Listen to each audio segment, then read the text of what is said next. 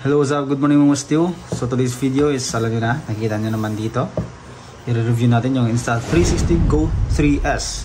So ito po yung ginagamit kong pang motovlogging or ginagamit ko sa sasakyan pang vlog ko. And kung ikaw ay beginner, ito ang video ay para sa iyo. So before we full ahead, let us roll the intro mga Stew para mukhang paitiyo.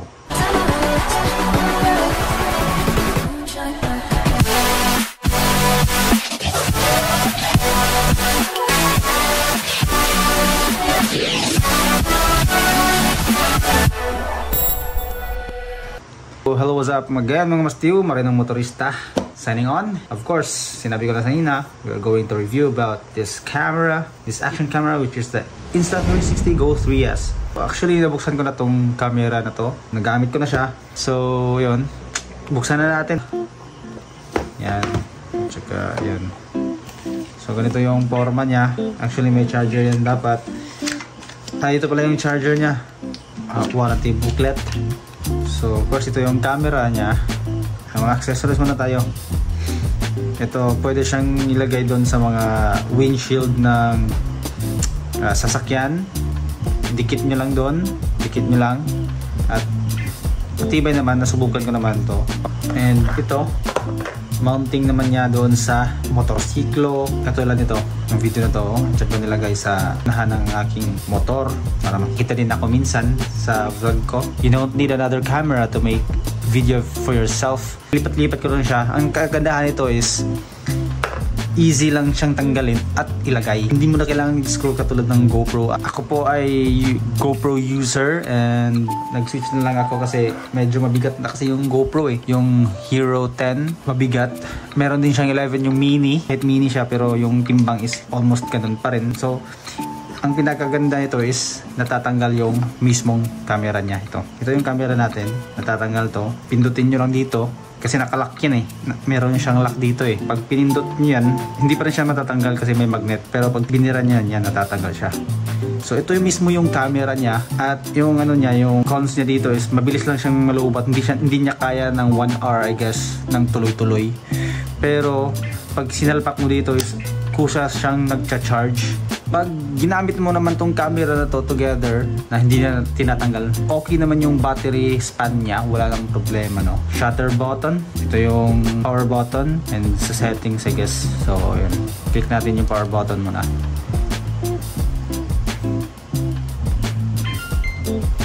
So ganito yung camera niya. Actually, pwede mo din siyang i-flip yung screen para sakaling gusto mo mag-selfie, nakikita mo yung sarili mo dun. So, yun yung kinagandahan nito. Balik natin. Ito, dito, marami siyang options about aspect ratio. So, meron siyang action, which is for cycling. Meron dito, action view. So, ito yung ginagamit ko sa pagmumotor kasi wide na wide talaga siya. And yung mega naman is suitable for wide shooting or bands. Ultra for mountaineering, hiking, and outdoor sports. Dwarf, at saka meron din siyang narrow na I think linear lang siya, hindi siya nag-curve or hindi siya nag-warp. And also meron dito mga settings niya. Marami siyang settings kumpara sa GoPro, no? Marami siyang options dito. Dito mo makita yung serial number niya, camera info, and dito serial number niya dito. And mabilis lang siyang i-connect doon sa app natin which is the Insta360. Yan. Ganyan, yung dito yun naman yung mga footages niya or recorded videos nakasave. Yung good thing nito is ang bilis niyang i-transfer dun sa laptop or sa any kind of devices, especially sa laptop talaga. Ang bilis. At saka ang kinagandahan nito is pwede siyang gamitin as webcam to your camera sa laptop.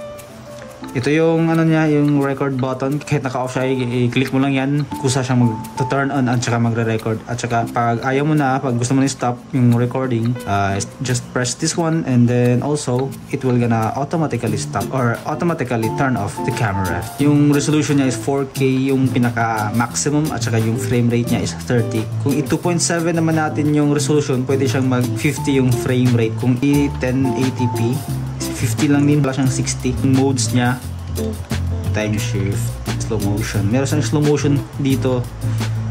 Ayos din, di ba? Loop recording meron din. star lapse, hindi ko alam yung star lapse, interval photo, HDR photo, video. So video lang tayo. And yun, off na natin. Long press lang natin yung turn off. So yun, i-demo ko na naman to dito. So ganito lang siya kaliit, no? Grabe, no? Parang sa thumb ko lang, medyo malaki lang kaunti, pero mas malaki-laki na rin. Ganyan lang siya. Paano siya i-on? Dito mo lang i-click. Yan, click mo lang yan. So nag-on na yan, nag-blink na yung pula niya, ibig sabihin nag-re-record na yan. So pag patayin, ganun lang din. Alright. Actually, meron pa pala siyang mounting nandun lang sa helmet ko. Tingnan. Yan. So nag-DIY lang ako, no, ng ano yan, cable tie. Pero effective naman, no. So actually natatanggal din to. Tanggalin natin. Meron na akong ginawang DIY dito. Dito.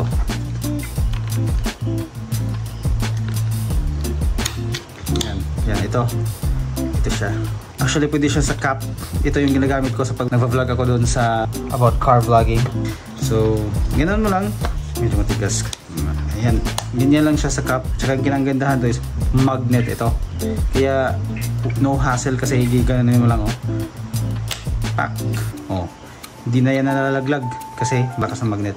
Pag sa helmet naman, pag ginagamit ko, gaganon ko lang, oh. Gumagana ulit. At saka ito, nakamount to doon sa motorsiklo. In case na gusto ko mag-video sa sarili ko, ikakabit ko na lang dito sa mismong camera niya or mounting ng camera. Ito naman is doon sa motor. Ito is screw mo doon sa ano niya, sa mounting sa motor. Tapos naka-fix na yan. Ang ginagandahan nito is hindi mo na kailangan siyang screw kasi meron na siyang magnet dito. Meron din siyang lock para iwas tanggal pag mga may vibration kasi nagmumotor nga tayo. So gaganoon mo lang siya. Yan. So kabit na siya agad. Hindi siya basta-basta natatanggal kasi meron siyang lock. Pag release naman is meron siyang pipindutin dito sa gilid. Dito sa gilid. Then ganun lang. So ito talaga yung gamit ko na camera. Ito siya. So may magnet yan, at saka may lock. So ito ang camera ko is pwede kong ilagay dito. Magnet lang yan. Okay, yan. Mabilis, no hassle. Ito DIY ko lang, nilalagay ko lang dyan para kung gusto ko mag car vlogging doon, ito na lang tinatanggal ko. Yan. Yan. Oh, yeah. Ginagandahan is na-adjust din siya kung anong gusto mong angle, no? Yan, tapos ilalak. Ito yung lock natin. Yan, para hindi siya pupunta doon, hindi rin siya pupunta doon sa baba, yung lock niya, kasi meron siyang ganito. Kung gusto ko papunta sa baba, igaganon ko lang. Yun, yan. Sa taas naman ganun. DIY lang yan. So, ganun lang. Sa pendant naman is ilagay mo lang siya dun sa chest mo. Pendant kasi doon mo isabit dun sa leeg mo. Then pwede mo siyang paliitan hanggang sa mataas na kung saan yung gusto mong position. Ang nagandahan nito is pwede siyang pang, ito yung position niya. Yan, magnet lang. Pag nagbabike ka, pwede mong at saka motorette, pwede rin. Habang naglalakad, pwede rin. Pwede mo rin siyang gawing pang cellphone or pang reels lang. Yan. Automatic, pag nakaganyan siya is automatic na siyang, yung aspect ratio niya is hindi na siya 16:9. So ayun, tapos ganyan lang. Oh, tingnan mo. Lipit na natin to.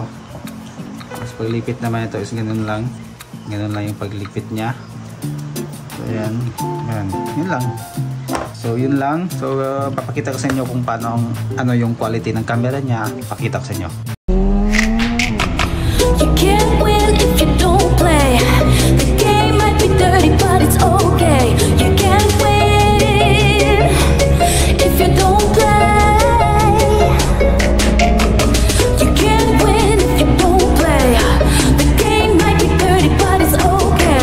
You can't win if you don't play. So you better play the game.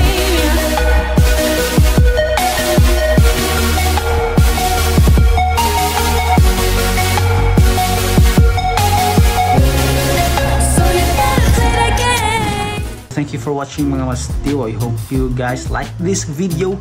And sa mga hindi pa nakasubscribe sa channel ko, pakisubscribe naman dyan para gaganahan naman tayo mag-vlog for the next vlog natin. Sa mga hindi nagkakaalam, ako po si Marinong Motorista. Please also follow my Facebook page. Thank you guys for watching again. Marinong Motorista, signing off.